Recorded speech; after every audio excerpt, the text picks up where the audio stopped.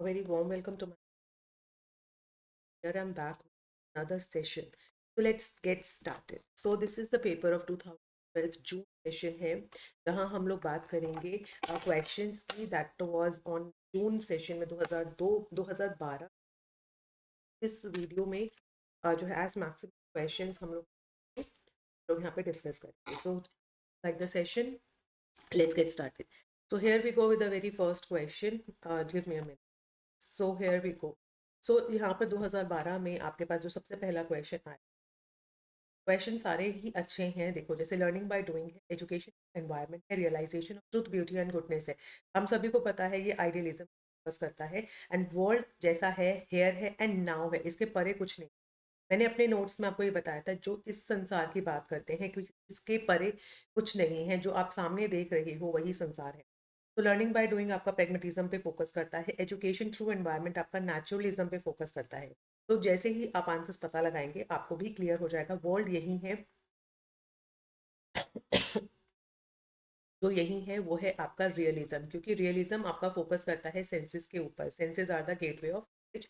जो यही है वो यही है, जो रियलिटी है वो यही है, इसके परे इसके बियॉन्ड कोई यूनिवर्स नहीं है. तो वो रियलिज्म कहता है. नेक्स्ट आते हैं नो डिसइंटरेस्टेड. ये काफी बारी क्वेश्चन पूछा गया है, जिसका हिंदी में अनुवाद अगर आप देखेंगे तो वो ज्यादा बेहतर समझ पाएंगे कि ज्ञान का कोई अरुचिपूर्ण अनुगम नहीं होता.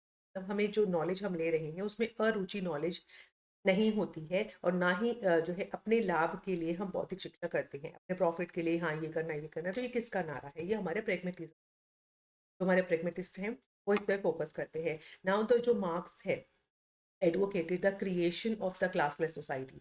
उन्होंने एक क्लासलेस सोसाइटी की गणना की. There are too many classes है, इसीलिए उन्होंने कहा कि और वो आपस में स्ट्रगल करती रहती है.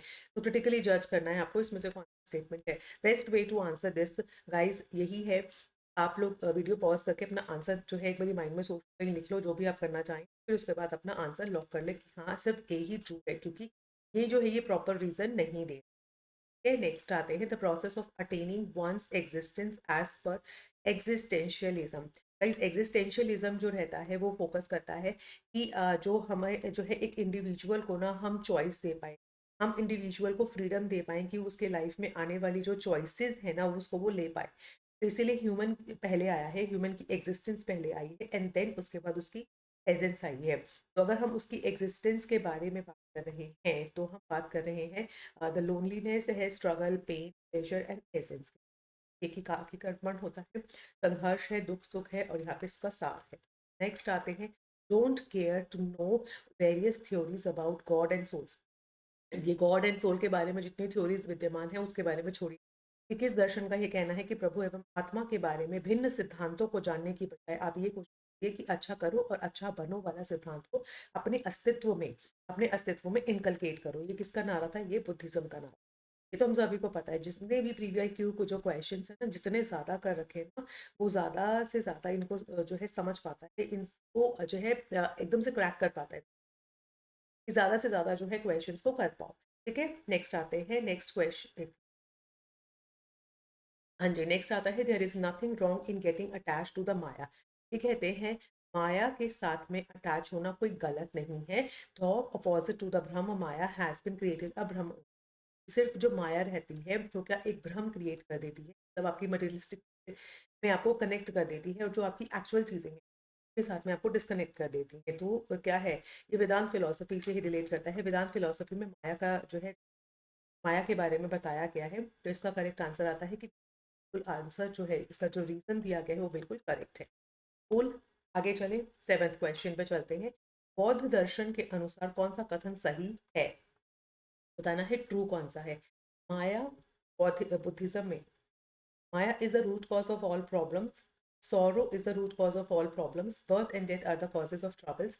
And getting involved in worldly pursuits is the cause of all. कि संसार में जो worldly pursuits हैं, जो हमारी जैसे संसार की जो चेष्टाएं हैं संसार में है, उस सभी समस्याओं के कारण जो है ट्रबल्स के कारण है. तो what are the reasons for the troubles according to the Buddhism? तो गाइस देखो, माया की बात अभी अभी वेदांत फिलोसफी में, वेदांत बुद्धिज्म में नहीं है.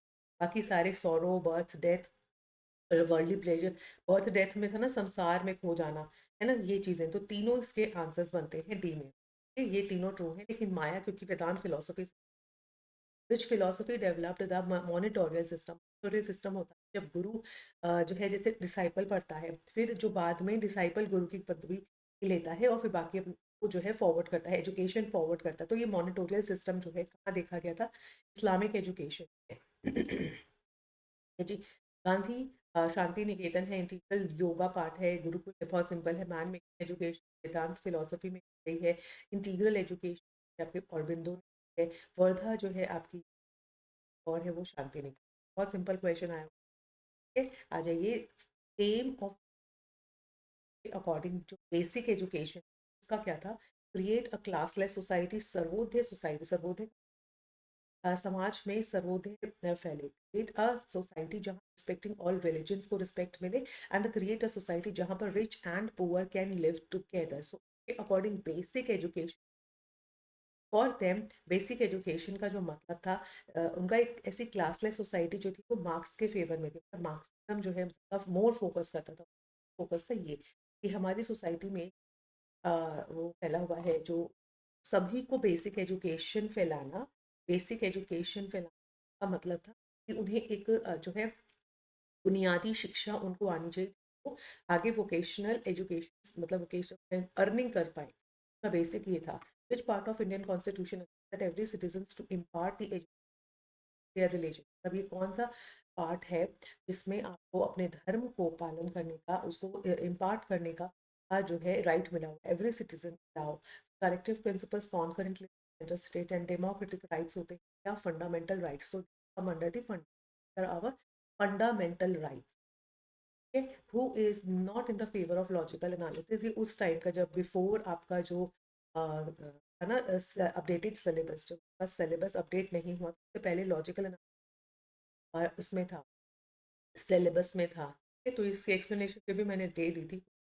The great sociologist who held the view that education does not bring about social, ये कहते हैं कौन से हैं जिन्होंने एजुकेशन जो है वो सोशल चेंज नहीं लाती है, लेकिन सोशल जो चेंज आता है, बदलाव जो हमारी society into result to, result कहाँ जाता है? मतलब एजुकेशन का कोई फर्क नहीं पड़ता सोशल। इसके व्यूज थे ये थे डरखेम। डरखेम ने ऑब्जर्व किया कि जो रैपिड सोशल चेंज आता है वो more specialized division produce trends in the society, so has trained leads to the breakdown in traditional organization values and हमारे जो ड्रामेटिक इंक्रीज है इन, तो यहाँ पर बेसिक एजुकेशन का फर्क नहीं पड़ता है। Education does not bring change, even जो सोसाइटी में चेंजेस आते हैं, सोसाइटी के पॉइंट ऑफ व्यू वैल्यूज में जो चेंज आते हैं उसकी वजह से हमारे ये जो है शिक्षा में चेंज आता है। सोशियोलॉजिस्ट विच जो है school considers a miniature society, कहा जाता है थ्रू जो है थॉट स्मॉल इन नंबर क्योंकि बहुत ही कम है, and school in come from children जो आर ऑफ जो age group then the society members like a chicken develops into adult. School के जो बच्चे होते हैं वो भी एडल्ट सोसाइटी में होते हैं। द नंबर ऑफ स्कूल जो होते हैं इनमें less than the number of members. क्यों कहा गया है कि एक स्कूल जो है एक छोटी सोसाइटी के नाम, उनकी नंबर कम होते हैं, स्मॉल इन नंबर्स होते हैं, लेकिन वही चीज़ें फेस करते हैं जो आप एक सोसाइटी में रहकर face. Why is the mother regarded as the first teacher? First teacher क्यों बोला गया? बेसिक जो लर्निंग है बच्चा अपनी माँ की कंपनी में सीखता है, इनफॉर्मल जो लर्निंग होती है is more effective formal learning in the school. The child lives in the warm of the mother for 9 month रहता है, and the mother tries to best to the child. एक teacher जो है best अपने बच्चे को देती है। तो ये इसमें आता है आपका फर्स्ट एंड सेकंड, क्योंकि जो आपकी बेसिक लर्निंग इनफॉर्मल लर्निंग होती है, ये वार्म वाला कॉन्सेप्ट लॉजिकल नहीं, the mother tries to impart her best, ये वाला आपका उसमें क्या नाम है एज अ टीचर रिप्रेजेंट नहीं। कहने को तो काफ़ी बच्चे जो है ऑल ऑफ द अबव लिखे, बट द लॉजिकली आपका इसमें आंसर बनता है फर्स्ट एंड सेकेंड आपका करेक्ट। नेक्स्ट पे आता है by community, group of people. Community क्या होता है? हमारा मतलब होता है group of people, same caste class region और प्रोफेशन होता है, and people with similar aim कहते हैं, and similar aim at least one factor ऐसा कॉमन होता है कास्ट इन सब में। तो कम्युनिटी, इसमें कम्युनिटी में आपको ये ऑप्शन दे रखे, एक कम्युनिटी में सेम रिलीजन सेम प्रोफेशन के लोग रहते हैं, दूसरा पार्ट आपको दे रखा है पीपल जो है वो एक ही aim के साथ में रहते हैं। थर्ड में देखा similar aim but at least one, दोनों को बोलकर सिमिलर तो एम, एक ना एक फैक्टर, सिर्फ एक फैक्टर के बारे में। तो यस, कम्युनिटी में सिमिलर तो एम, लेकिन कोई ना कोई ऐसा फैक्टर होता है जो कॉमन होता है। तो ये वाला मोर जो है आपका रेलिवेंट लग रहा है। Teaching political science to the learners help in, अब अगर हम बच्चों लर्नर्स को पॉलिटिकल साइंस पढ़ा रहे हैं, हमारे बच्चों में स्किल डेवलप करता है, पॉलिटिकल कॉन्शियसनेस डेवलप करता है, getting the democratic value develop करता है, अवेयरनेस मिलाता है सोशल इशू। तो आपको क्या लगता है इसमें? इस वीडियो को पॉज करके ना अपना आंसर समझ लें। ये वीडियो थोड़ा सा क्या है, वो है मेरे पास लाइव लर्नर्स नहीं है, I am just recording it, right. So इसमें आपका बेस्ट जो आपका बनता है वो आप क्या करेंगे, ऑल ऑफ दी अब आ जाइए। रिलीजन रिलीजन क्या है? रिलीजन है आपका बिलीफ, विश्वास, आप वैल्यूज, ये रिलीजन है जिसे आप फॉलो करते हैं। It teaches the religion to the people. Religion को एक इंस्टीट्यूशन, हम एक इंस्टीट्यूशन में जब जाते हैं हम लोग अच्छी बातें सीखते हैं, अपनी लाइफ जो है गिविंग चीज़ें सीखते हैं जो आपको लाइफ को अच्छा बेहतर बनाएंगी, वो चीज़ें सीखते हैं। It discharge social function discharge करता है।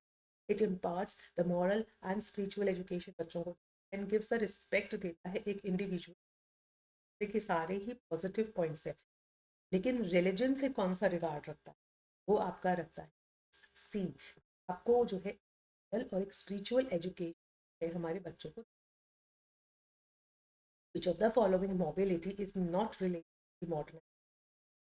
Psychic mobility, scientific, social and physical, कौन सा वाला मॉडर्नाइजेशन से रिलेट नहीं? Physical mobility.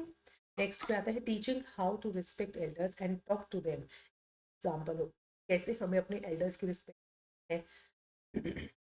देखिए सोशल कोहेंशन होता है व्हेन एक कम्युनिटी में जब बहुत ही डिफरेंट लोग आते हैं, आपस में शेयरिंग करते हैं, आपस में करते हैं, तो सोशलाइजेशन एंड सोशल एडजस्टमेंट होती है जब आप सब एडजस्ट कर रहे होते हैं। लेकिन जब हम अपने बच्चों को बड़ों की जो है अच्छे से रिस्पेक्ट करना और अच्छे को सोशलाइजेशन बनाते हैं, सोशलाइजेशन करने की जो है फीलिंग्स डेवलप करना चाहते हैं। Which of the following is not a for the social change? Social change का जो फैक्टर्स नहीं, language and senses. Religion acts as a great barrier in social change, barrier बन जाता है जब हम सोसाइटी में कुछ जाना चाहते हैं, तो रिलीजन बीच में क्यों? अपनी values depends on participate, faith निष्ठा पर आधारित होता है। It is based on religion क्या है, एक बात सी तो रिलीजन क्या है, एक फेथ है, वैल्यू है, एक बिलीफ है, एक फॉलो करता है। तो एक जब भी हम सोशल चेंज की बात करते हैं तो इसके बीच में हमारी वैल्यूज हमें है जीन्स पहनने के लिए मना करती है, या हमारी वैल्यूज काम करने से मना, तो एक ग्रेट बैरियर जो आता है ना, वो यही आता है कंटेन कर quality of education is possible by, जब हम कहते हैं कि हमें बच्चों को अपॉर्चुनिटी देनी है, क्या बात करें, extending the portals of education institution, जो भी पोर्टल्स हैं इंस्टीट्यूशंस के वो सभी के लिए खोल दिए जाए, एक्सटेंड कर दिए जाए, ओपनिंग एजुकेशन इंस्टीट्यूशन बंद किए जाएँ, प्राइवेटाइजिंग किया जाए, या पब्लिक फंड्स किए जाए। क्वालिटी का जो मतलब रहता है, ये पोर्टल है, चाहे कॉमर्स बैकग्राउंड है, चाहे वो आर्ट्स बैकग्राउंड है, चाहे वो कोई भी कोर्स है, उसके लिए हमें कोशिश करनी चाहिए कि इक्वली जो है उसको प्रोवाइड करें विदाउट डिस्क्रिमिनेशन। चिल्ड्रन जो होते हैं सब minority community able to fully education, जो माइनॉरिटी ग्रुप से आते हैं वो बच्चे बहुत ही कम पार्टिसिपेट कर पाते हैं। क्यों? क्योंकि जो minority community have not spending, there is exclusion process होता है इन इसमें, minority community faith in system and Indian education do not have required infrastructure. Infrastructure नहीं है। The best answer है yes. There is exclusion process. हमारे institution इस तरह के जो माइनॉरिटी के बच्चे होते हैं एक्सक्लूड हो जाते हैं, उन्हें कुछ सोसाइटी जो है अवेयरनेस नहीं है या सोसाइटी की मिस ट्रीटमेंट की वजह से एक्सक्लूड हो जाता है। This is the reason they are unable to full institution because they have been discriminated, because they are just untouchable, और इस तरह को वो फेस करते हैं, सोसाइटी उनको एक्सक्लूड कर देती है। इसका बेस्ट आंसर है बी। यस गाइस, अगर आप इसका है इस आपको academy.live जो है आप वेबसाइट पे जाए, वहाँ पर आपको UG नेट एजुकेशन उस पर क्लिक करेंगे तो आपका ये जो है खुल जाएगा, फोल्डर खुल जाएगा, तो वहाँ से आप ये परचेज कर जाइए। Give me rules of healthy children जज pet and even a thief. तब आप जो है कुछ बच्चे जिस तरह से बच्चों को वही उस तरीके से, ये विचार किसके थे, जज हमारे Watson which does not belong to the group of other, आपको एक्सक्लूड करना है। तो ऑपरेंट कंडीशनल ऑफ लर्निंग है, ये भी लर्निंग थ्योरी ऑफ है, जो थ्योरी की लर्निंग ऑफ लर्निंग है। ऑपरेंट कंडीशनिंग वो अलग जाता है, ऐसा कनेक्शन की। And anything can be taught at any stage, ये भी काफ़ी बारी जो है 10 सालों में रिपीट हुई है। Anything can be taught at any stage, किसी भी कोई भी तरह की जो है शिक्षा बच्चों को किसी भी स्टेज पे दे सकते ब्रूनर साहब ने, ब्रूनर ने। नेक्स्ट आते हैं IQ, अगर 25 साल में ओल्ड बॉय का उस मेंटल एज 16, उसका क्या आता है, में आपको पता है फॉर्मूला लग जाता है।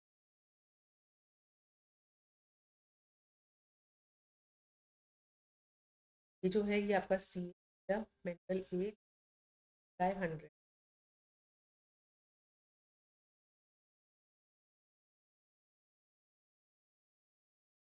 16 मल्टीप्लाई 64। हाँ जी, सो अब आपको बताना है इनकरेक्ट पेयर कौन सा है इसमें। साइन थ्योरी ऑफ लर्निंग है, फील्ड करेक्ट। साइन थ्योरी के social learning theory, trial and error theory.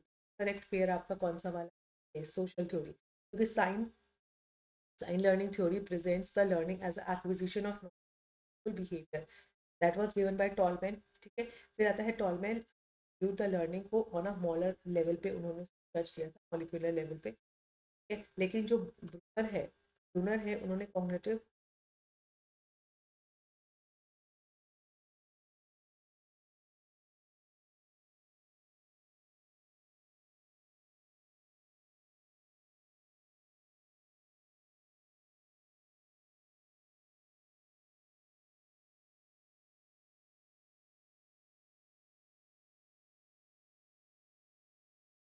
जो ब्रूनर की थ्योरी थी, ब्रूनर की थ्योरी में सोशल लर्निंग नहीं, कॉग्निटिव, उन्होंने दिया कॉग्निटिव डेवलपमेंट। तो उन्होंने कहा children can learn into the complex concepts को with the right support and guidance से वो कोई भी कॉम्प्लेक्स जो टॉपिक है वो समझ सकते हैं। ब्रूनर की जो theory is different from the other stage based theory. जो कॉग्निटिव थ्योरी जो उन्होंने दी थी, पियाजे ने दी थी, वो स्टेज बेस्ड थी, मतलब इतने ईयर में बच्चा इस स्टेज पे पहुंच जाता है, बट इनकी थ्योरी जो थी वो डिफरेंट थी, स्टेज नहीं थी। अकॉर्डिंग लाइफ एक्ट लर्निंग जो है वो एक्टिव हो, गोल डायरेक्टेड हो, लर्निंग को जो है एज अ सोशल प्रोसेस भी बताया, प्लस उन्होंने लर्निंग को स्पायरल भी बताया, एक स्पायरल तरीके से चलती है। इन्होंने मोड्स बताए थे। अगर हम कॉग्निटिव डेवलपमेंट करते हैं बच्चे का तो 3 मोड्स में होता है। 3 मोड्स कौन से होते हैं, इनएक्टिव एक होता है, आइकॉनिक एक होता है, सिंबॉलिक फॉर्म। इनएक्टिव का मतलब होता है जब बच्चे हैंड्स ऑन एक्टिविटी करते हैं, हैंड्स ऑन एक्टिविटी से करते हैं तो बच्चे को इनएक्टिव हो। आइकॉनिक होता है इसमें बच्चे लिंकिंग मेमोरीज को लिंक करते हैं अपने एक्सपीरियंस को विद द पिक्चर्स की फॉर्म में लर्न करते हैं। और जो ये एस है सिंबॉलिक, जो बच्चे सिंबल्स की फॉर्म में करते हैं, एब्स्ट्रैक्ट लैंग्वेज सीखते हैं जैसा मैथमेटिकल सिंबल्स होते हैं इस तरीके से। तो अभी हमने यही पढ़ा था ब्रूनर के, कि ब्रूनर ने क्या कहा था, हम एनी स्टेज पे किसी भी वो स्टेज बेस्ड नहीं था। ब्रूनर की जो थ्योरी थी वो स्टेज बेस्ड नहीं थी, ये उन्होंने भी कॉग्निटिव थ्योरी, ये जो है ये स्टेज बेस्ड वाली उनको पियाजे से डिफरेंट, और इसीलिए इन्होंने कहा था एनीथिंग कैन बी टॉट। बस 3 मोड्स होने चाहिए, एक होना चाहिए इंडक्टिव, आइकॉनिक और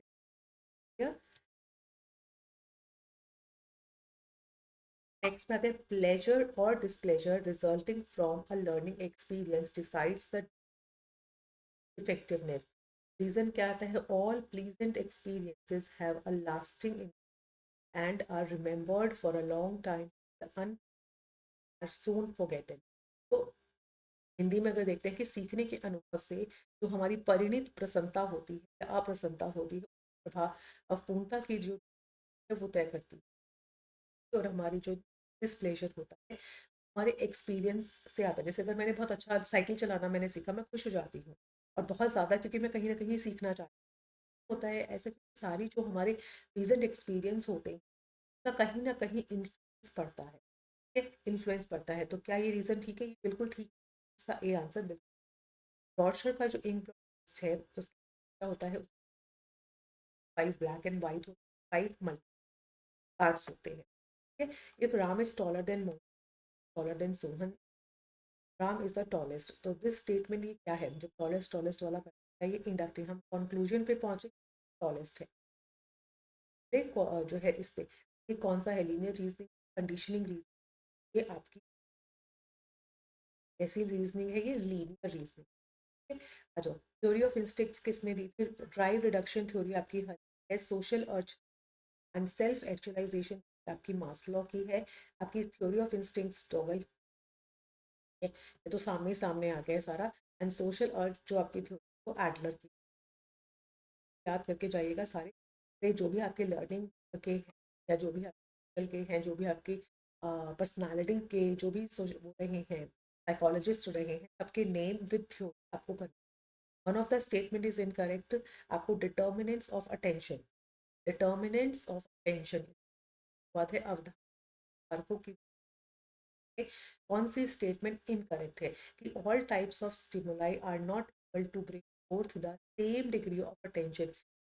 जैसे आप सड़क पे जाते हैं तो एक कार आपके सामने से, एक ठेले वाला आपके यहाँ से एक एरोप्लेन ऊपर से गुजरा, तो क्या सभी को आपने equal attention, same degree of attention दिया? नहीं दिया। आपके मतलब का था, तो आपके अब रोड पे चल रहे हो तो आप ज़्यादा फोकस करोगे ना। All types of stimulus are not able to है। It is always better to introduce the novelty, secure the attention. हमारी क्या होती है, नई चीज़ें जब सामने आती हैं तो वो नॉवेल्टी, वो ज़्यादा बेटर तरीके stimulus catches our attention too quickly and too much repetition of stimulus captures। अच्छा, ये वाला आपका गलत है। तो कोई चीज़ मूव कर रही है तो आपकी अटेंशन वहाँ, लेकिन अगर आप बार बार टू मच रिपीटेशन हो रहा है तो क्या आपको अटेंशन को कैप्चर कर पाएगा? नहीं। तो इसका आंसर आएगा डी। ठीक है। In the condition approach, conditioning approach हमारी लर्निंग की है। The subject should readiness receive the unnatural stimulus. क्या सब्जेक्ट को रेडी रहना चाहिए? Unnatural stimulus follows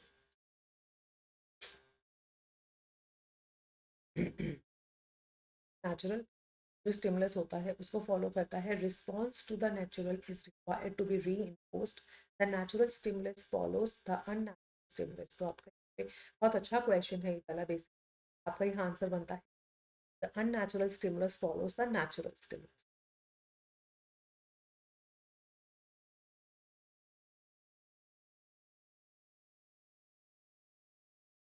So yes, question. In a group of children learn a lot of arithmetic skills by way of completing a project on celebration of Diwali। Diwali के festival में उसने बहुत सारी जो है अर्थमेटिक स्किल्स सीखी, है ना। फंक्शन था, दिवाली फेस्टिवल था। इंसिडेंटल लर्निंग बोलेंगे, फॉर्मल लर्निंग बोलेंगे उसको, या इनफॉर्मल या नॉन फॉर्मल, किस तरह की लर्निंग होती है? This is the kind of incidental जो ने अनएक्सपेक्टेडली सीखी है। Which of the following is a method of qualitative research? Qualitative, experimental is जो है आपकी क्वांटिटेटिव हो गई, नॉर्मेटिव जो सर्वे होता है आदर्शक जो है, और आपका एथनोग्राफी है, एक्सपोज फैक्टो है। This is the kind of ethnography, because this is ethnography जो होती है वो बेसिकली आपकी कल्चरल स्टडी होती है। Which of the following is not common to the experimental और एक्सपोज फैक्टर? ये दोनों के बीच में ना डिफरेंस आया है।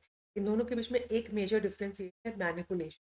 हम लोग मैनिपुलेट नहीं कर पाते हैं because it already happen in the जो है पास्ट में, वो ऑलरेडी हो चुका है। अगर हम करें सबसे पहला कंट्रोल ओवर इंडिपेंडेंट वेरिएबल, ठीक है, वो हो जाएगा। फिर आता है प्रिंसिपल ऑफ रेंडमाइजेशन, वो। फिर है मैनिपुलेशन, जो वेरिएबल्स आते हैं, तो researchers can manipulate the variables, experiments करते रहते हैं, तो चीज़ें जो वेरिएबल्स हैं उनमें चेंज करते रहते हैं, लेकिन can not manipulate because it is फैक्टों में नहीं कर। ठीक है जी, आ जाओ। An operational definition the construct is the one which in terms of operational definition क्या होता है, अदर कंस्ट्रक्ट्स करते हैं, इम्प्लाइड बिहेवियर पैटर्न होता है, मतलब निहित व्यवहार की अभिरचना होती है, activities necessary to make it active, and other equivalent जो वर्ड्स होते हैं the dictionary, other equivalent words. तो अब इसमें जो ऑपरेशनल डेफिनेशन, वो एक्टिविटीज नेसेसरी टू इट। ठीक है, सी ऑप्शन आएगा। Which of the following is not a characteristic feature of research process, research के प्रोसेस में जो कैरेक्टरिस्टिक नहीं है, जैसे इम्पेरिकल अप्रोच, अनुभाविक अपागम होता है, सिस्टमैटिक इंटरवियर होता है, क्रमबद्ध प्रयास किए जाते हैं, होता है ना, हम लोग सिस्टमैटिक तरीके से प्रयास करते रहते हैं, अनकंट्रोल्ड कंडीशंस में अनियंत्रित परिस्थितियां आती हैं, क्रिटिकल एनालिसिस होता है। यहाँ पर जो बेसिकली है अनकंट्रोल, जो हम रिसर्च के एक्सपेरिमेंट्स होते हैं उसमें अनकंट्रोलिंग कंट्रोल्ड कंडीशंस में ट्राई करके देखते हैं। अनकंट्रोल्ड में तो फिर जैसे मान लो अगर हमें वेदर का नहीं पता है ना, या हमें अनएक्सपेक्टेड चीज़ों में रिसर्च कैसे पॉसिबल हो पाएगी। जो है a field study is conducted in a real life settings if it effectively uses the scientific method. आपको क्या लगता है कौन सी स्टेटमेंट है वो ट्रू में आती है? फील्ड स्टडी जो होती है वो आप एक रियल लाइफ सेटिंग्स में करते हो, बिकॉज इट इफेक्टिवली आप साइंटिफिक कर पाते हो। तो yes, second is not, yes first is correctly. Okay, तो कोरिलेशन जो कोफिशिएंट है may be negative as well as positive, दोनों हो सकते हैं, and reliability of the test can be negative. तो इसे स्टेटमेंट बताने हैं कौन से सही कौन से गलत, गलत है। तो गाइज रिलायबिलिटी जो हमारा होता है, ठीक है, रिलायबिलिटी जो वो नेगेटिव में नहीं होता है, सेकेंड वाला रॉन्ग हो गया है। एंड कोफिशिएंट जो कोरिलेशन होता है, दो चरों के बीच में रिलेशन है, नहीं है तो नेगेटिव है तो पॉजिटिव, तो ये हो सकता है फर्स्ट वाला करेक्ट है, लेकिन reliability can not be negative. So following is not correctly match बताना है। आपका टेस्ट रीटेस्ट मेथड में stability split half method internal consistency A to stability के लिए होता है, एंड जो पैरेलल फॉर्म होता है जो हम पैरेलल करते हैं समारोपता देखी जाए, इसमें आप देखो का जो आंसर है दैट वुड बी द सी, के आर का stability is not correctly match stability. जैसे अगर हम टेस्ट रीटेस्ट मेथड करते हैं, हम लोग जब सेम टेस्ट को, एक ही टेस्ट को administered on the sample, same sample, जैसे मेरे मैंने जो है जो है 10 बच्चे मैंने अपने उठाए, ठीक है, और मैंने उनको 10 एक बार ही पहले दिया टेस्ट, फिर मैं उन्हें उनका दोबारा टेस्ट लिया, तो मैंने उनकी कंसिस्टेंसी मेजर कर रही हूँ टू डिफरेंट टाइम्स पे। बस इसमें क्या होता है, टू डिफरेंट टाइम होता है, बाकी सैंपल भी वही होता है, पेपर भी वही होता है। तो the assumption behind this approach, there will be no substantial change. क्या एजम्पशन की जाती है कि जो है चेंजेस नहीं आने चाहिए। जो टाइम गैप है ना, that is given between the measure is of critical value, and the shorter the time gap the higher the correlation value. इन्होंने कहा कि मान लो आज मैंने उनका टेस्ट लिया, ठीक है, और मैंने 4 दिन बाद भी लिया, तो हायर द कोरिलेशन, आपको उसमें कोरिलेशन दिखेगा, लेकिन अगर मैंने 10 दिन के बाद टेस्ट लिया है तो उसमें जो है लोअर कोरिलेशन। ठीक है, ये चीज़ आपको यहाँ पे बोली, एंड गिव्स द कंसिस्टेंट, और ये आपको एक स्टेबिलिटी देता है। तो टेस्ट रीटेस्ट जो बेसिकली आपको स्टेबिलिटी है। स्प्लिट हाफ, यानी कि आपने क्या किया, रैंडमली डिवाइड आइटम्स जो थी, 50 आइटम्स थी, उनको हाफ ऑफ कर लिया, मतलब 25 पहले 25 बाद हो, तो आपने इस तरीके से उसके 2 सेट बना। द कंप्लीट जो है instrument is administered on the sample of people scores और ईच हाफ पोर्शन करके, फिर आपने क्या किया, सिंपली इसमें 2 स्कोर्स आते हैं जिसमें हम लोग इंटरनल कंसिस्टेंसी देखते हैं। अब 2 सेट किए तो उसमें 2 स्कोर्स आए, के बीच में हम इंटरनल कंसिस्टेंसी को मेजर करते हैं।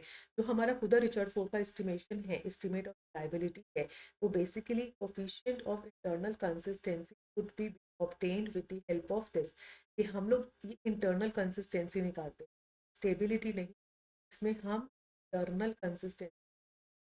एंड पैरेलल फॉर्म्स में वही है कि जो है हम लोग क्या करते हैं, ऑल्टरनेटिव जो है देते हैं, जिसमें compare the two equivalent form of test होते हैं, एट्रीब्यूट करते हैं same attribute, and two forms use different, जो पैरेलल में आपके 2 डिफरेंट आइटम्स रखी जाती है, फिर उसको मेजर बैलेंस क्वेश्चन आती है। डायरेक्टली आपको नाम दे रखे कि इंटेलिजेंस थ्योरी किसने दी, attitude, objective and semantic. So basically हमारा जो अल्फ्रेड बिनेट है वो हमारे इंटेलिजेंस को करता है, लेकिन जो थर्स्टन थे वो हमारे एटीट्यूड, एल थर्स्टन है। ऑब्जेक्टिव के लिए हमारे रॉचर का टेस्ट है, एंड सिमेंटिक के लिए जैसे हमारे ऑक्सफोर्ड है। एक जो है डिफरेंस ऑक्सफोर्ड है, right. Which of the following is not a measure of dispersion. Dispersion के लिए कौन सा इसमें से नहीं करते कि dispersion हमारा डेटा है, that would be the mode, that would be the mode, the variance reflecting a systematic difference of measure।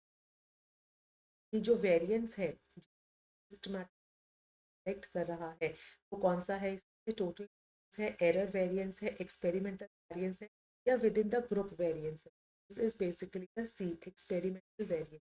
क्या होता है, जो एक्सपेरिमेंटल वेरिएंस उस तरह का वेरिएंस है जो डिपेंडेंट और इन्फ्लुएंस्ड बाय, देखिए इंडिपेंडेंट जो करता है, इन्फ्लुएंस करता है हमारे डिपेंडेंट वेरिएबल को, पता है आप, क्योंकि जो भी हम ट्रीटमेंट करते हैं वो इंडिपेंडेंट वेरिएबल पे करते हैं, और उसका मेजर कि उसके अंदर क्या क्या जो है बदलाव, जैसे मैंने इसको सनलाइट दिया तो उसका इम्पैक्ट इस पे क्या पड़ा, ठीक है। तो इस तरीके से यहाँ पे एक्सपेरिमेंट वेरिएंस होता है। The difference between statistical based on the population and the one based on a sample, जो डिफरेंस हम लोग निकाल स्टैटिस्टिकल एवरेज, यानी कि हम जो स्टैटिस्टिकल एवरेज निकाल रहे हैं स्टैटिस्टिकली, इस पे एंटायर पॉपुलेशन का और उसके ऊपर सैंपल, स्टैटिस्टिकल एवरेज सैंपल के रिजल्ट हमने, क्या वो पॉपुलेशन का है, तो उन दोनों के बीच जो एरर आती है सैम्पलिंग, क्या बोलते हैं, क्योंकि हमने सैंपल तो उसको सैम्पलिंग एरर बोलते हैं। The standard deviation of sampling का डिस्ट्रीब्यूशन स्टैंडर्ड, उसको क्या बोलते हैं, स्टैंडर्ड एरर। जब स्टैंडर्ड डेविएशन,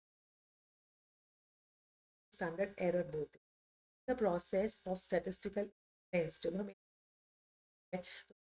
एरर हो जाता है, टाइप 2 एरर हो जाता है, वो टाइप 2 एरर, टाइप 1 की बात तरह की एरर होती है, 1 होती है एक्सेप्ट करना था बट वो क्या रिजेक्ट हो गया। टाइप 2 की जो एरर उसके अंदर रिजेक्ट, लेकिन आपने उसको एक्सेप्ट कर लिया, रिजेक्ट ट्रू को रिजेक्ट कर दिया, तो B is the true answer. If a researcher conducts a research on finding out which administrative style contributes more, institutional will be the example।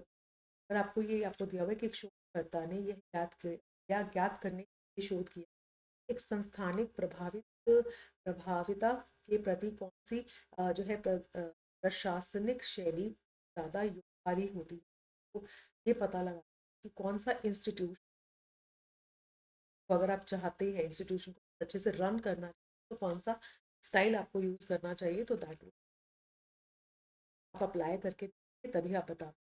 तो नेक्स्ट हम लोग जो पेपर करेंगे पेपर 3, वन इज,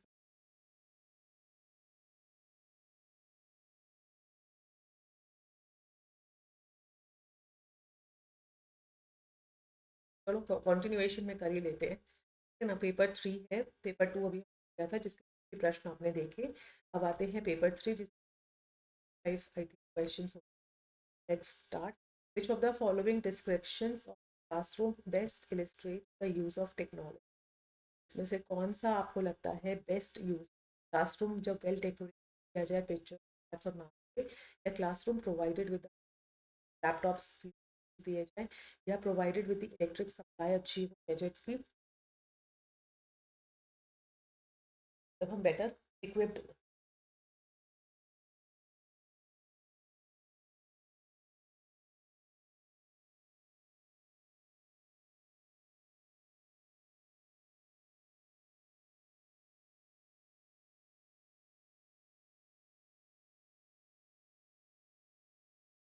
आ जाओ, reverse the usual practice and you will almost always do right. सामान्य प्रयास आप कर रहे हैं और लग रहा है कि वो रिजल्ट नहीं, रिवर्स द यूजुअल प्रैक्टिस। ये किसने दिया था, कोफिशिएंट ऑफ कोरिलेशन जहाँ लाई करता है हमारा +1 से -, positive. Which of the following statement is true for the relationship between the validity?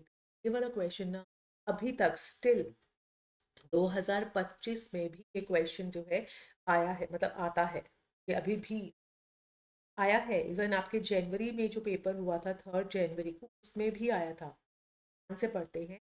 जो रिलायबल टेस्ट होता है इसकी एक वैलिड टेस्ट मस्ट भी रिलायबल होगा। वैलिड, यस, ये अजम्पशन की जाती है कि अगर टेस्ट जो है वो वैलिड है, वो वैलिड होगा, तो वो मस्ट भी तो होगा ही। ये अजम्पशन की, लेकिन ऑपोजिट जो है कि रिलायबल है तो वैलिड, ऑपोजिट जो है वो कंसीडर नहीं। वैलिड बोल दिया गया है तो यानी कि वो उसके साथ साथ में रिलायबिलिटी भी आई। और वैलिड है मेन, टेस्ट नेवर बी वैलिड, ये वाला तो है ही नहीं। वैलिड है तो who is the exponent of the experience? Experience के बाद किसने? अगेन दिस क्वेश्चन, ये पेपर आपके 2 में भी आए। तो लर्निंग बाय डूइंग करके देखना है। प्रैग्मेटिज्म वो लोफी की जो है एजुकेशन, तब आपके जो वो वैसे नहीं रहेंगे जैसे नेचुरलिज्म होंगे, फिक्स्ड एम नहीं। लॉफ्टी मतलब आप फिक्स्ड कह सकते हैं। Realisation is the world is here and now, list में बार है वो। The title of the report जो है एजुकेशन कमीशन टाइटल का रिपोर्ट जो टाइटल है that would be national development, and this is the Kothari commission. Kothari commission. Now reorganise करना है following steps of research in correct sequence में। अब जब अभी हम डिस्क्रिप्टिव रिसर्च करते हैं, सबसे पहले क्या आइडेंटिफाई देखते हैं। सबसे पहले जो हो आइडेंटिफाई प्रॉब्लम, प्रॉब्लम कहाँ है, उसके बाद हम उसका हाइपोथेसिस। फिर जब हमने हाइपोथेसिस निकाला तो हमारा काम स्टार्ट करने का टाइम आ गया। We are starting collection of data, ढूंढे करे समझे फिर हमने उसके ऊपर इंटरप्रिटेशन डाली कि क्या रिजल्ट निकल सकता है। फिर हमने उसके अंदर जो है जनरलाइजेशन किया, एंड देन उसके बाद हमने लास्ट में रिपोर्ट तैयार आ जाते हैं। ऑटोवे, ऑटोवे जो थे उनके अनुसार सोशल चेंज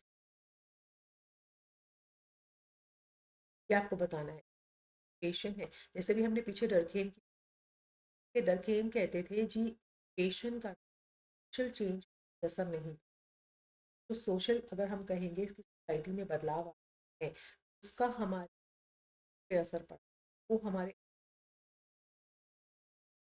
लेकिन यहाँ बात करें तो ऑटोवे कहते हैं the society follows the social change.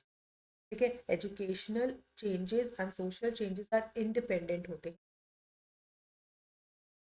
हैं, एंड जो सोशल चेंज है are interdependent. But which is the cause and which is the effect, yes this can not determine. तो आपका इसका आंसर आप लिखिए। दोनों ही जो है वो आपस में डिपेंडेंट होते हैं, but which is cause and effect this can not be determined.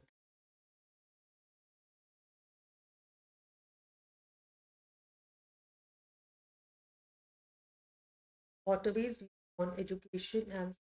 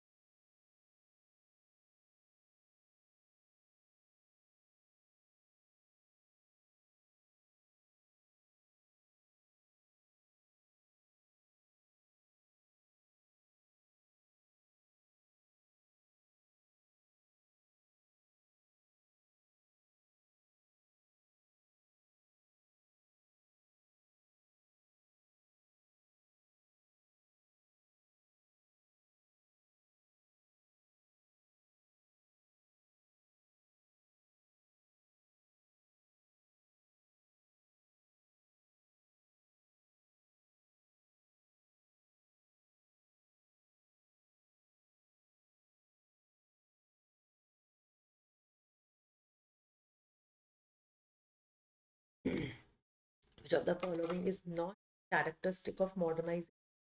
इसमें से कैरेक्टरिस्टिक नहीं है। रिलीजियस फेथ एम्पैथी, हमने मॉडर्नाइजेशन बहुत अच्छे से किया। सो मॉडर्नाइजेशन में बताइए रिलीजियस फेथ क्या आता है, इसका आएगा participation is not a character. Schools are basically social institute. Schools जो है बेसिक एक स्कूल जो है वो हमारे social institution, because they preserve and instill the future generation, एकत्रित करके रखते हैं। They suggest the ways and means of social progress के लिए बताते हैं, suggest the solutions to the social problems and they are established by society, ये उन्होंने सोसाइटी के द्वारा एस्टैब्लिश किए गए हैं। सर है आपका येस, बिकॉज स्कूल को क्या बोला गया, प्रिजर्वेटिव हाउस है जहाँ पर जनरेशन जो है एजुकेशन के थ्रू अपने को forward. Of the following works as a powerful barrier, barrier कौन सा है, अगर वर्टिकल तरफ जा रहे हैं सबसे बड़ा जो बैरियर आता है दैट वुड बी का बैरियर। द फॉलोइंग इज, इसमें आपको बताना नहीं है, association combination, association is not a difference. R O S यानी कि आपका रिस्पॉन्स है, और आपका जो स्टिमुलस है एस एफ, एस एफ क्या एरिया, एंड आर एस हो गया एफ, तो इनकरेक्ट वाला that is the S F. ये लगा नहीं, anything can be taught at any, this is also coming from the P, कि आपके पेपर 2 से ही ये डायरेक्टली आ गया, और वो ब्रूनर। फिर आते हैं आपको करेक्ट पेयर बताना है, साइन है क्लासिकल गेस्टाल्ट वाली जो थ्योरी ने दी थी, थ्योरी टॉलमेन की डिफरेंट कंडीशन, जो रॉन्ग आंसर है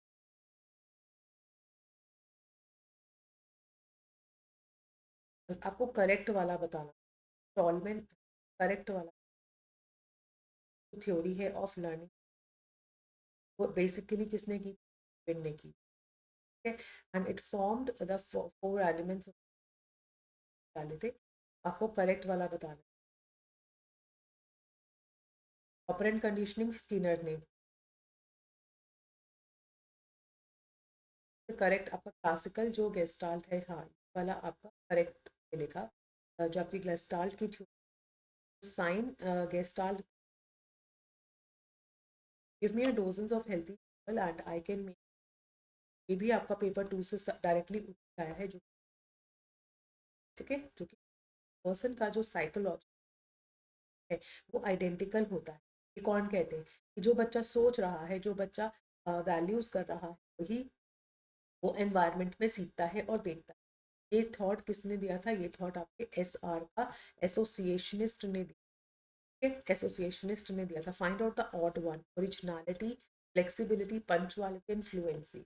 ऑड वन जो बनता है फ्लेक्सिबिलिटी है, things as they are encountered in life then word, ऐसी चीजें वैसे ही आपको नजर आएंगे, वैसे ही आप रादर देन शब्दों की बजाय। तो ये आपका स्टेटमेंट किया था रियलिस्ट ने, रियलिस्ट ने। बैलेंस्ड करिकुलम जो था, हर चीज़ मतलब को करिकुलर एक्टिविटी आपने रखा, करिकुलम को भी रखा, उसमें इंटीग्रेटेड है एक्टिविटी है या core curriculum, curriculum balanced curriculum को कोर करिकुलम कहा जाता है। All systems of ideas are subject to verification, यहाँ पे जो है वेरिफिकेशन होना चाहिए, कॉन्सिक्वेंस उसको रिजल्ट के अकॉर्डिंग ही वो पनपनी चाहिए या आइडियाज को निखरना चाहिए। Realism, the verification of not care to know this theory will do good and be good directly from आपका पेपर 2 से उठ के आया, अभी अभी मैंने ये पढ़ाया है। प्री एग्जिस्टेंट जो वैल्यू एक्सेप्टेबल नहीं हो, इसमें किस प्री एग्जिस्टेंट वैल्यू, आइडियलिस्ट को छोड़ के बाकी तीन, आइडियलिस्ट जो है ये प्री एग्जिस्टेंट वैल्यू पे फोकस करते हैं, ये नहीं करते। The fundamental national values have been, fundamental आपकी वैल्यूज होती है प्रियम्बल, प्रियम्बल में होती है, विच जो है philosophy quality of existence soul, ये किसमें है, प्रकृति एंड पुरुष वाला जो है Sankhya philosophy. Who said that material और जो स्पिरिचुअल नॉलेज है इज ऑलरेडी प्रेजेंट इन, बस उसके अंदर जो है एक कर्टन ऑफ इग्नोरेंस छिपा हुआ है। हम एक या मैन के एनहांसमेंट की देन Vivekananda, delinquency is committed by the, delinquency की एज क्या होती है, अपराध करने की एज, इसकी होती है एडोलेसेंस की एज।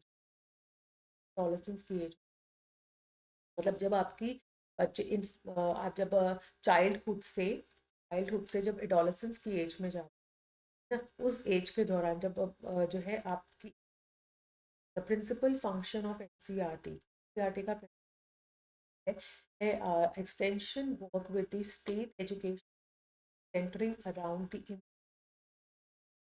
अराउंड एनसीईआरटी मोस्टली कौन से पार्ट में काम करती है,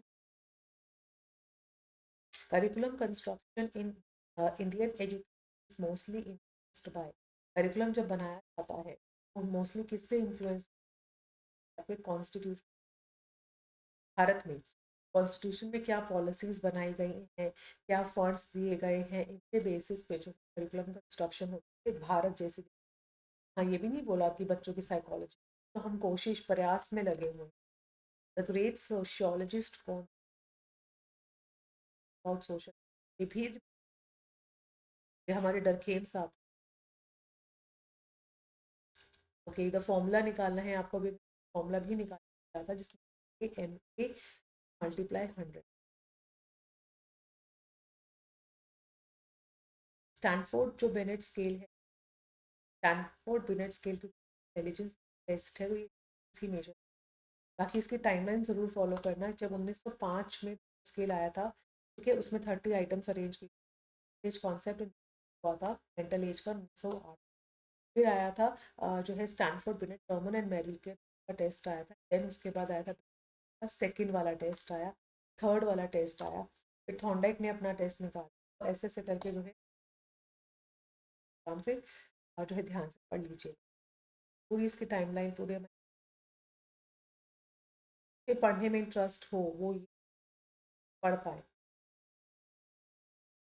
objective of inclusive education, objective होता है uncover and the barrier attitude teaching, curriculum का चेंज करना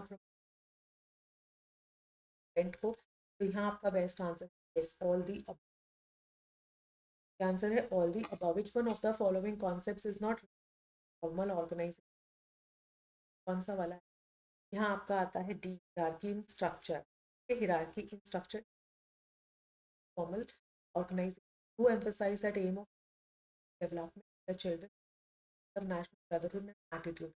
कि इसमें से कौन किसने बोला कि हम इंटरनेशनल अंडरस्टैंडिंग ना, ये बोला किसने था, जी हाँ, देन आवर, एक ब्रदरहुड की फील चाहते थे, और कैसी brotherhood, international, the main centre of informal education घर पे मिलती, होम पे। कंजर्वेटिव सोसाइटी वो कंजर्व रहना पसंद, बाहरी का एंड सोशल आपका क्लोज्ड ग्रुप। अगर हम कंजर्वेटिव की लगाते हैं क्या होता है सोसाइटी, इसमें बहुत ही कम तरीके से स्लो स्लो चेंज होता है और टाइम टेकिंग। क्लोज्ड ग्रुप होता है जो बाहरी वो नहीं चाहता, कल्चरल डिफ्यूजन, स्प्रेड, यानी कि आप जब स्प्रेड करते हो अपनी जब अपने नेम आप स्प्रेड करते हो, कास्ट से रिलेट करते हो, क्लोज्ड है exogenous, which of the following does not of individual aim of education, केवल एक एसेट होती है development necessary, society is strong है अगर strong every individual of his potentialities जो है, society is and all individual part of it. तो आपको डज नॉट का आंसर बनेगा सोसाइटी है और इंडिविजुअल्स का पार्ट है।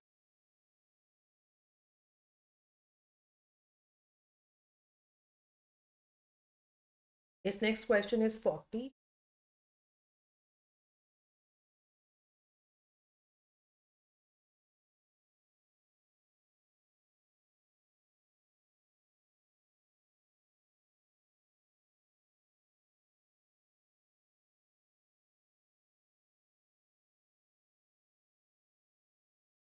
यस। तो आता है according to home educational psychology is the science of education. Science of education बताना है तो ये आपका दिया था क्रो एंड क्रो के डेफिनेशन में आता है। The family imparts education. Family किस तरह की एजुकेशन देती है? फैमिली इनफॉर्मल एजुकेशन प्रोवाइड कराती है। Which of the following is not the criteria used consistently for placing the people in particular social class. इसमें से देखिए बेसिकली ये बोला गया है कि जो सोसाइटी में क्लास सिस्टम बना हुआ है उसमें से इसमें से कौन सा क्राइटेरिया नहीं है। तो हमारे हिसाब से नॉलेज का नहीं, वेल्थ के हिसाब से भी है, अमीरी गरीबी, रिलीजन के हिसाब से भी है, रेस के हिसाब से भी है। न रेस मतलब आपके जो दौड़ रेस वो वाली दौड़ नहीं है, ये हिंदी अनुवाद गलत है। रेसिज्म जो होता है ना आपके उसमें, तो ये आपका नॉलेज के बेसिस पे डिवाइडेड नहीं है।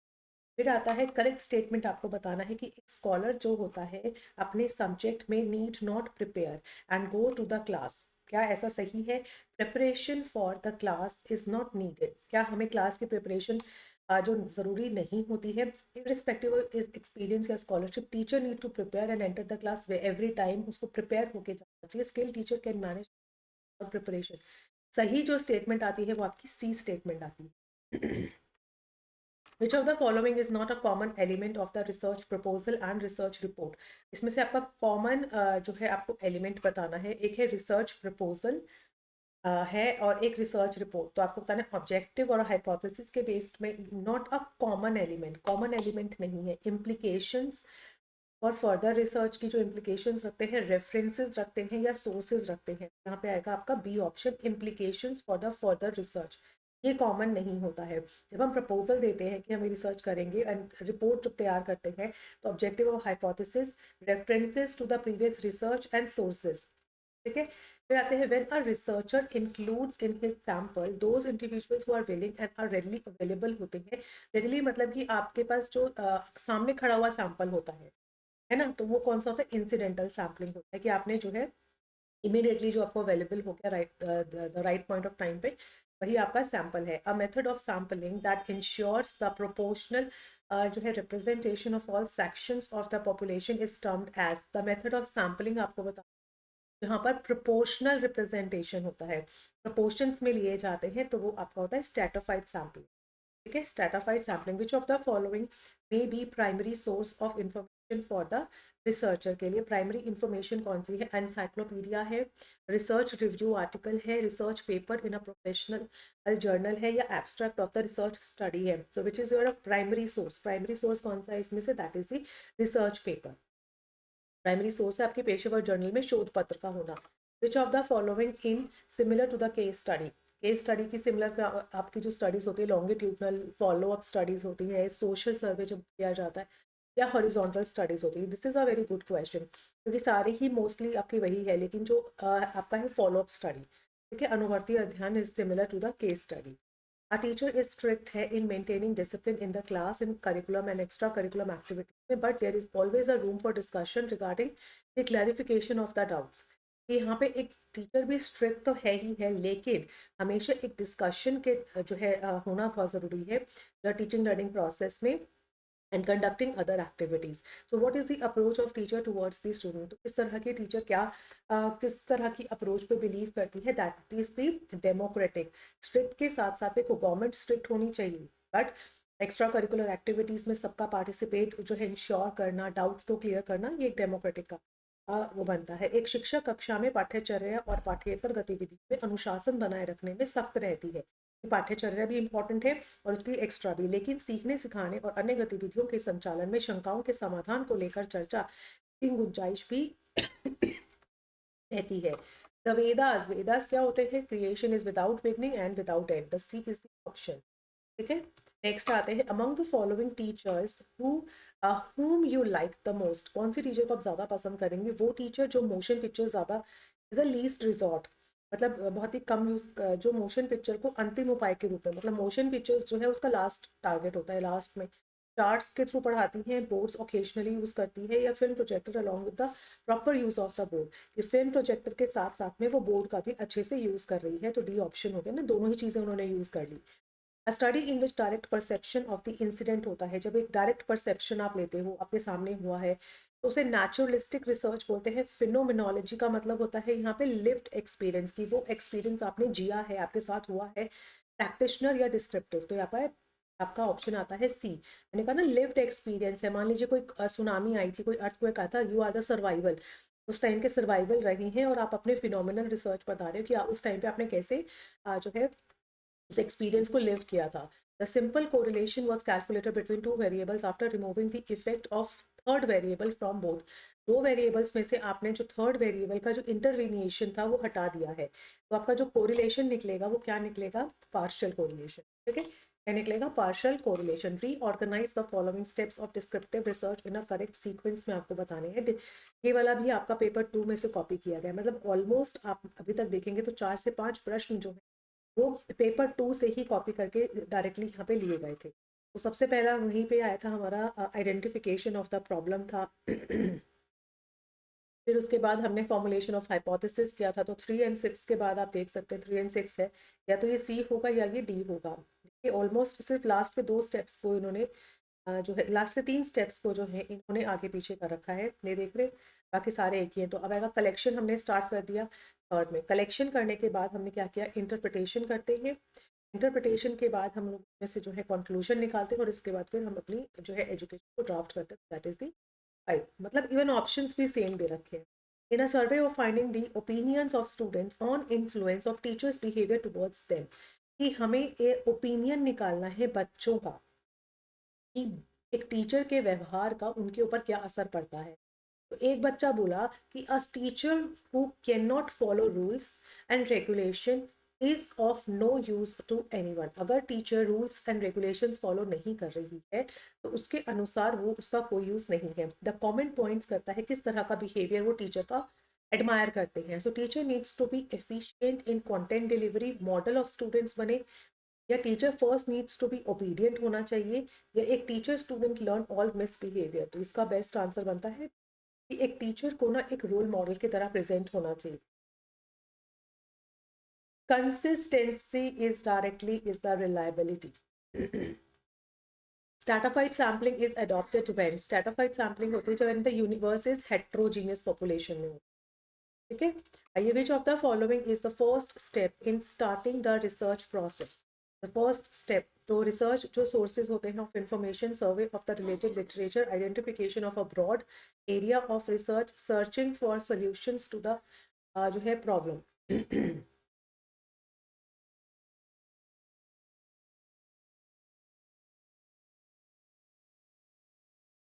हाँ जी, सो इसका आंसर बनता है आपका identification of a broad area of research. ठीक है, नेक्स्ट आते हैं द टीचर्स का जो मेजर कंट्रीब्यूशन है towards the maximum self realization of the child is best affected by, कि हमें बच्चे को मैक्सिमम टू मैक्सिमम जो है सेल्फ का रियलाइजेशन कराना चाहिए, खुद की पहचान करानी चाहिए। इसमें टीचर क्या कर सकती है? कॉन्स्टेंट फुलफिलमेंट, कि जब भी बच्चे की ज़रूरत है उसकी फुलफिलमेंट पे ध्यान दे कॉन्स्टेंटली, एंड स्ट्रिक्ट जो है कंट्रोल रखे बच्चों की एक्टिविटी पे, sensitivity to the people needs goals and purpose के प्रति सेंसिटिव रहे, एंड स्ट्रिक्ट री करे।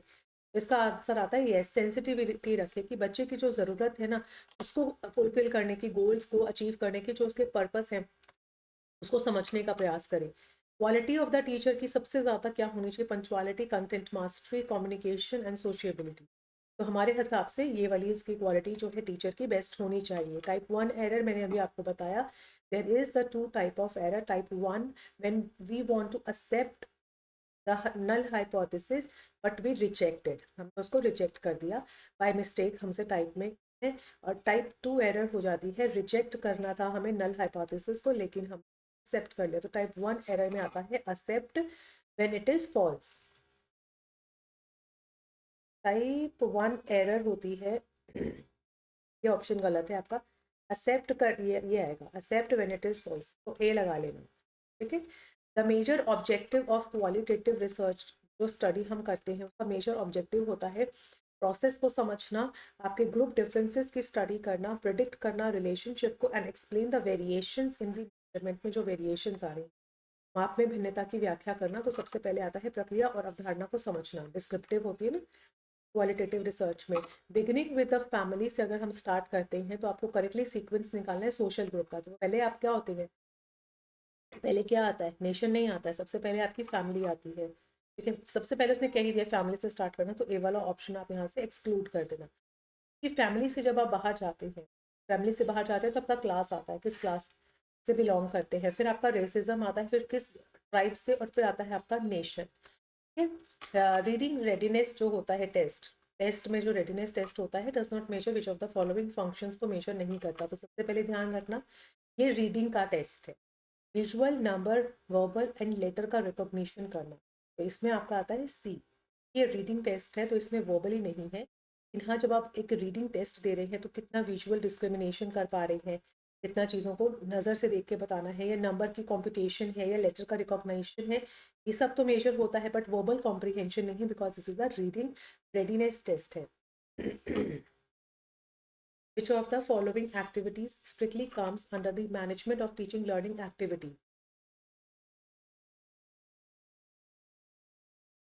Recruitment of teachers, preparation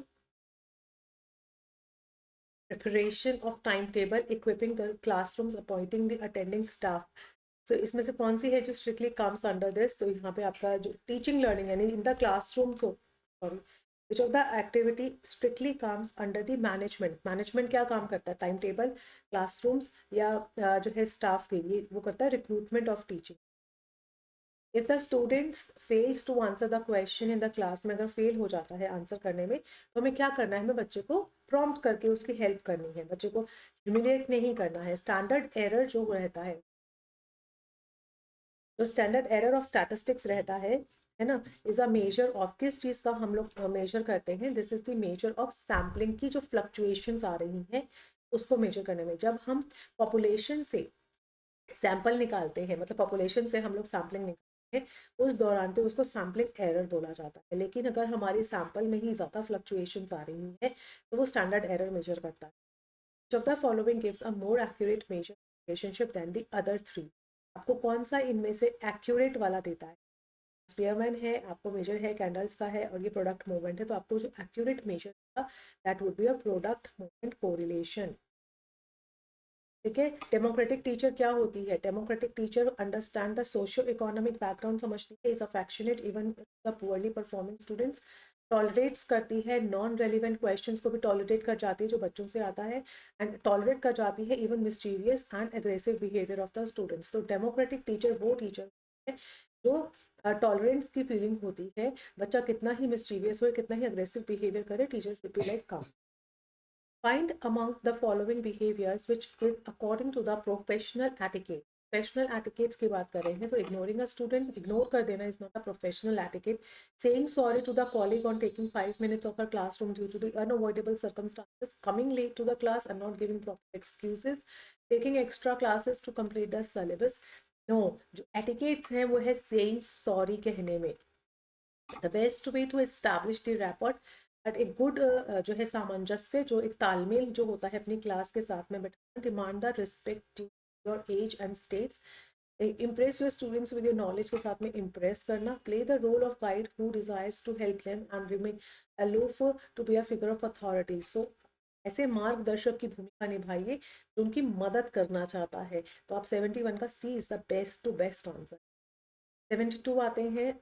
4 questions are left. The teacher has been glorified by the phrases friend, philosopher and guide. Teacher को बोला जाता है क्यों? Because he has to play all these vital roles, play करने होते हैं सोसाइटी में।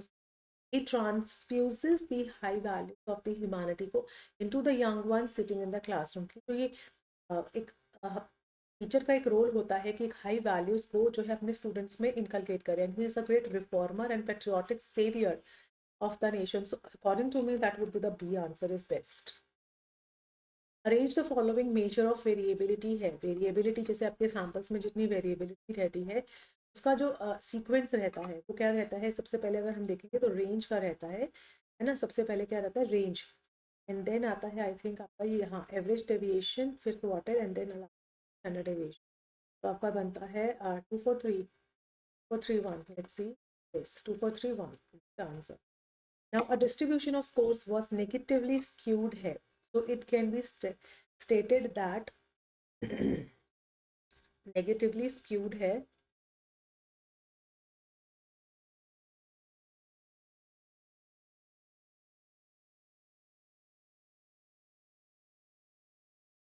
यानी कि आपका जो मीन है स्मूथ है ना, मीडियन। नेगेटिवली स्क्यूड है यानी कि आपका जो मीन का स्कोर आ रहा है वो मीडियन से ज़्यादा है। Last question is which of the following is not a categorised. इसमें आपकी जो प्रोबेबिलिटी सैम्पलिंग है वो कैटेगरी में नहीं आती है। प्रोबेबिलिटी होती है, एक नॉन प्रोबेबिलिटी होती है। तो जो प्रोबेबिलिटी होती है उसमें आपका रैंडम सैम्पलिंग है, स्ट्रैटाफाइड सैम्पलिंग है, सिस्टमैटिक सैम्पलिंग है। लेकिन जो आपका बी है वो कोटा सैम्पलिंग, वो इसमें आता है। इसमें मल्टी स्टेज वाला भी आता है स्टेज, इसमें कोटा है, स्नोबॉल है, जजमेंटल है, इंसिडेंटल है। इस तरह के जो सैंपल्स का कलेक्शन होता है वो यहाँ। ठीक है, thank you so much guys. This is the paper 2012 का, ये जून का पेपर। अब जो नेक्स्ट पेपर आएगा वो आपका 2012 का दिसंबर का paper in the next video. Thank you so much guys for having me as a mentor. So thank you so much for joining. Bye bye. Take care.